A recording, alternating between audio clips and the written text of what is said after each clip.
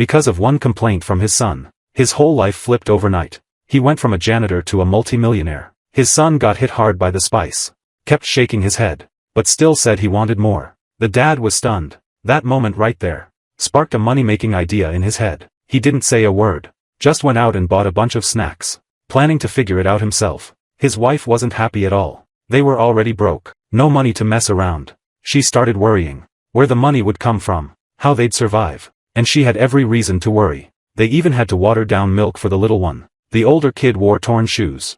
A full meal was a luxury. They barely had any income. They were at rock bottom. His wife had to take the baby out to find work. Just like that, she stood by Richard for 14 tough years. Never complained once.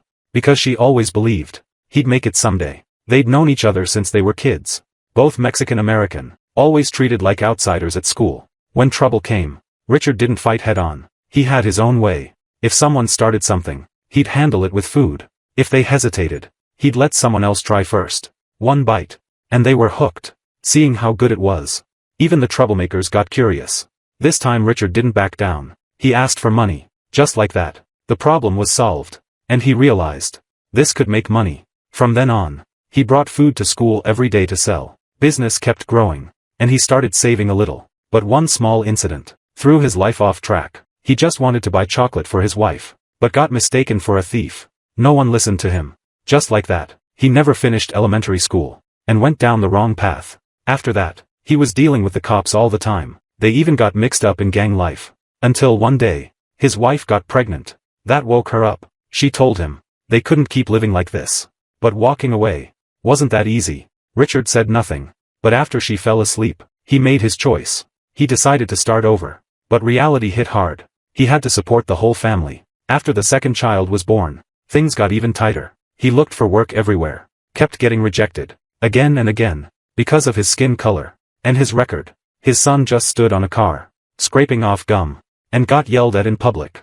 They didn't dare fight back. It would only make things worse. Seeing his son get humiliated, he made a tough decision. He went back to his old gang boss, swallowed his pride and asked for help. The boss wasn't happy he left back then, but saw he really wanted to change. So he helped him out, got him a job. Turned out it was just a janitor job. He held the application, but didn't know how to fill it out. Got stuck on the education part. He panicked, and took it home. His wife saw him struggling, and filled it out for him. But he had to do the interview himself. He stumbled over his words. Nothing lined up. The interviewer quickly noticed. But he didn't want to disappoint his family. So he dropped his pride, and begged for a chance. The interviewer softened, and gave him the job. Just like that, he became a janitor at a factory. His first real job. He cherished it. Worked insanely hard. Took on all the dirty and tough tasks. Even his co-workers couldn't believe it. Slowly, life stabilized. He grew curious about the machines. Wanted to learn something. He asked his supervisor, but got shut down immediately. Told to just do his job. He had no choice but to endure. There was no dignity in that position. But he knew this job wasn't easy to get. Not everyone was cold. He took initiative to greet people. A black engineer responded. But the moment he asked about skills, the guy shut him down. His coworker pulled him away, afraid he'd lose his job. Later the coworker told him, the hierarchy there was strict. White shirts were the executives. Best. Then managers. Then operators. And people like them were at the bottom. That engineer, Danny, was highly skilled. Worked there for over a decade, but never got promoted.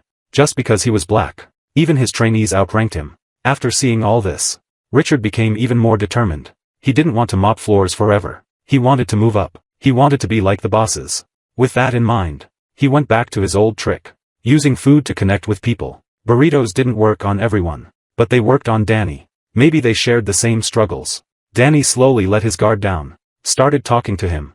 Richard began secretly learning. Watching him closely. Figuring out the machines. Sometimes even spotting problems.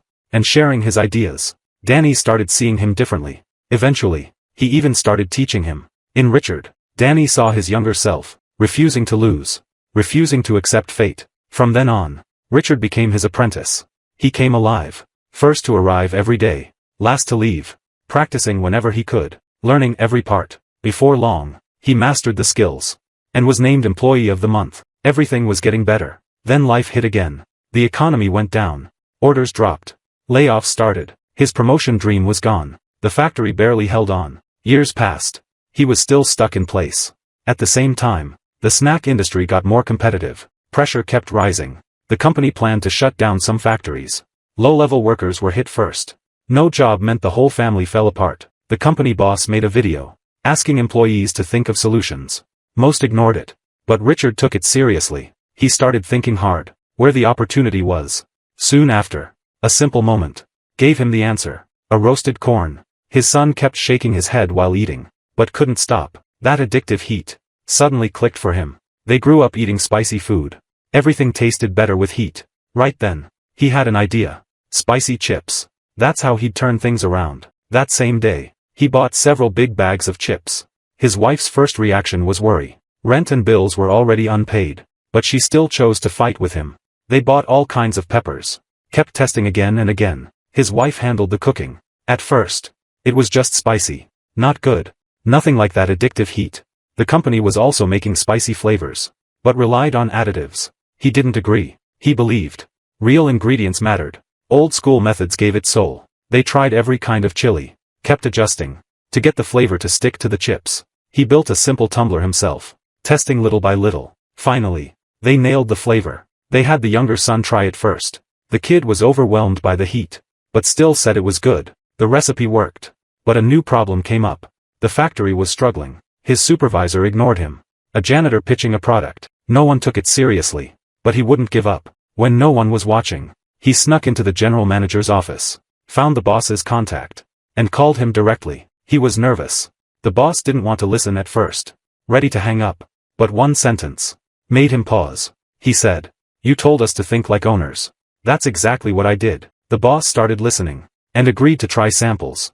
In that moment, he knew this was his shot. He and his wife carefully packed everything, and sent it out. Soon after, the boss received the chips. At first, he didn't care, but one bite, and he froze. The flavor was different, very different. Not long after, Richard got a call from the boss himself. The factory manager got notified too, and was furious. Richard went over his head, and could have caused trouble. Richard started doubting himself, wondering if he messed up. He went home silent. His wife noticed. After hearing everything, she didn't say much, just told him to look in the mirror, and said, "You're an incredible man. You should have believed in yourself long ago." That brought him back. To help him prepare, she got him business books, taught him how to present, how to explain the product. The day the boss came to the factory, the moment of truth arrived. But reality was messy. He was squeezed in the crowd, barely had space to move. Time was limited. He couldn't even read his prepared speech well, so he gave up, and spoke from the heart. Someone asked about market share. He didn't even know what that meant, so he explained it in simple terms. People laughed, but he kept going. From a regular person's perspective, he showed the product's potential. After listening, the boss stood up, and decided on the spot to invest. The product launched quickly, but at first, it didn't sell at all. Sat on shelves untouched. Shareholders started pushing back, saying to shut it down. He began doubting again, thinking maybe he should give up.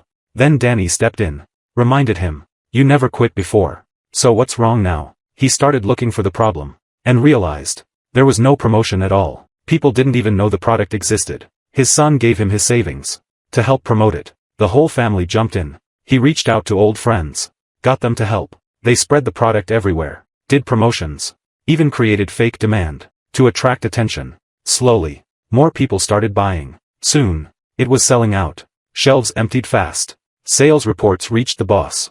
Everyone was shocked. That same day, the boss ordered massive production. The factory came back to life. Many unemployed workers got their jobs back. This wasn't just his success.